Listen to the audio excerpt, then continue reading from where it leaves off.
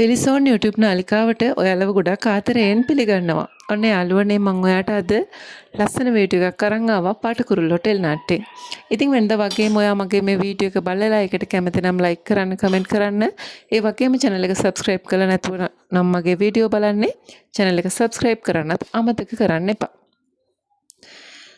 ඔන්න ඉතින් ෆොන්සේක මහත්තයා කියනවනේ කෙවින්ට නිම්නාවේ මුණ ගැහෙන්න එපා කියලා. ඇත්තටම මේ දෙන්න වෙනුවෙන් ඔෆිස් දෙකක් තමයි වෙන් කරලා තියෙන්නේ. ඒකට හේතුව තමයි ෆොන්සේක මහත්තයා පොරොන්දුනානේ නිම්නාවිගේ අම්මටයි තාත්තටයි මේ දෙන්නව මුණ ගැස්සන්නේ නැහැ කියලා. ඉතින් ඔන්න ඔය හේතුත් එක්ක තමයි ෆොන්සේක මහත්තයා දෙන්නට ඔෆිස් දෙකක් වෙන් කරලා හදලා තියෙන්නේ.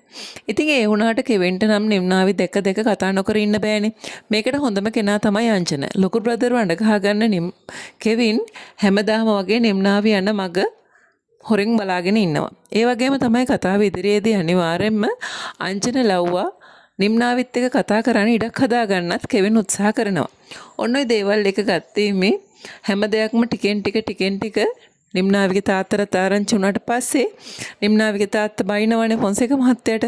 ඉතින් ඔන්න ඔය වෙලාවෙදි තමයි ෆොන්සේක මහත්තයා අංජනට බයින්න පටන් ගන්න. ඒ වගේම තමයි අංජනට තියෙන ආශ්‍රය නවත්තන්න පවා සිද්ධ වෙන ගානටම ෆොන්සේක මහත්තයා හරියට බයිනවා.